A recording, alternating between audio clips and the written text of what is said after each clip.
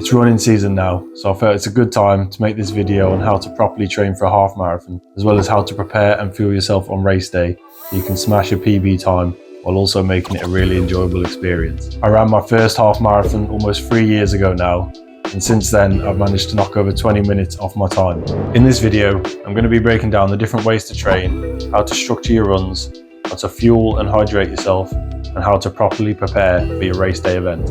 You want to be running at least 3 times a week, and you want to split these runs up between long runs, hill runs, tempo runs, and easy recovery runs.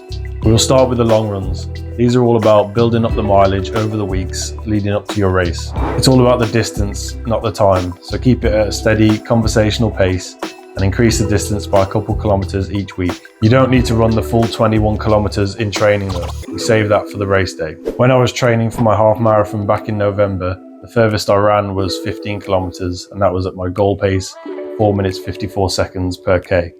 And I knew I was going to smash my race because I still had plenty more left in the tank after that. This is where you need to be at a week or two before your race, being able to do a 16 or 15 kilometer run at your goal pace while still being able to give more. Moving on to hill runs, and these are really good for building strength and endurance in your legs while also preparing you for any hills on race day. I'm very fortunate to live in a town called Telford where there just seems to be hills everywhere, and I definitely notice a difference when I go to somewhere like Birmingham to run, where it's just a lot more flat. For the tempo runs, you'll be running at or very close to your goal pace for the half marathon. These can come in different varieties like intervals and progressives, and when combined with our long runs, they give us the perfect formula to achieve our goals on race day. Some examples of tempo sessions I've done recently are this progressive run, where I started with a 2 kilometer warm-up and then increased the distance every 2 kilometer after that.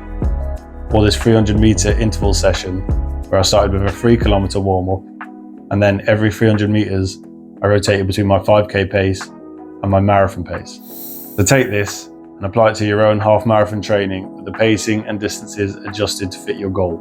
The last type of run you need to be doing is a light recovery run. These runs help your body recover from your previous sessions while also preparing you for the next one. The distance can vary anywhere between 4 and 10 kilometers and should be done at a conversational pace. As you build your average pace up through training, you'll find that you'll want to run faster while doing these, but you need to avoid the temptation and remember why you were doing it. And to be honest, for the longest time I didn't do these because I just didn't understand the benefit, so I prioritized the gym instead.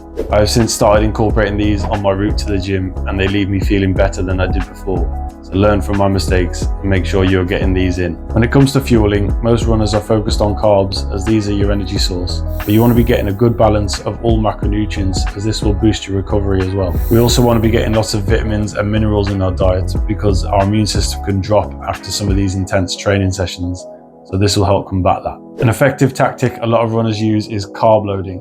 This is where you maximize your body's own stores of carbohydrates, and it has been scientifically proven to boost performance. Start doing this a day and a half before your training or race, and this will give your body plenty of time to absorb it all and fill up your glycogen stores. Race gels are the go-to fuel source when you're out on your runs. They're full of carbs and they're easy to consume, so they're the best thing you can get to prevent a performance decrease. The recommended amount of carbs needed during a run is 50 grams an hour, so depending how long you're planning on running will determine how many gels you'll need. I also recommend finding a good quality gel as well and avoiding the one with artificial ingredients and sweeteners. There might not be a problem if you're someone who has a stable stomach, but if you have a bitch ass one like me, then this is something you really need to consider. Going on to hydration. When it comes to our training sessions and especially race day, we want to start hydrating the night before and in the morning before we run.